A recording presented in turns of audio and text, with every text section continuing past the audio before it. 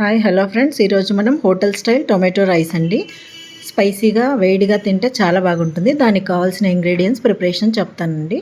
ఒక పెద్ద సైజు 4 టొమాటోలు, పచ్చిమిరపకాయలు, ఒక కప్పు బఠానీలు, వెల్లుల్లిపాయ అండి. కచ్చా పచ్చగా దంచుకొని పెట్టుకోవాలండి వెల్లుల్లిపాయ. ఇప్పుడు ఒక ప్యాన్ పెట్టుకొని బాండ్లీ పెట్టుకొని దాంట్లో ఒక 2 టేబుల్ స్పూన్ల ఆయిల్ వేసుకోవాలండి. పెద్ద స్పూన్స్ ఆయిల్ వేసుకోవాలి. దాంట్లో ఆవాలు, జీలకర్ర, మినపబ్యాళ్ళు, శనగబ్యాళ్ళు వేసుకోవాలండి. అవి కొద్దిగా గోల్డెన్ ఫ్రై కావాలండి. ఆవాలు చిటపట అన్న తర్వాత అన్నీ వేసుకోవాలండి. ఇట్లా చిటపట అయిన తర్వాత వేసుకొని అవి కొంచెం గోల్డెన్ ఫ్రై అయితే చాలండి. ఇప్పుడు కచ్చా పచ్చగా దంచుకున్న వెల్లుల్లిపాయ ఉంటుంది కదండి, ఒక 5-6 పీసులు వేసుకున్నానండి నేను. వేసుకొని కలుపుకోవాలండి. కరివేపాకు, గుప్పెడు కరివేపాకు వేసుకోవాలండి. తర్వాత అవి దాంట్లోకి టొమాటోలు, కట్ చేసుకున్న టొమాటోలు, పచ్చిమిరపకాయలండి. పచ్చిమిరపకాయ పీసెస్ కట్ చేసుకొని వేసుకున్నానండి నేను పొడువుగా. దాంట్లో బఠానీలు వేసి ఉడికించుకోవాలండి. ఒక 5 మినిట్స్ అయితే కొద్దిగా జ్యూసీగా తయారవుతుందండి.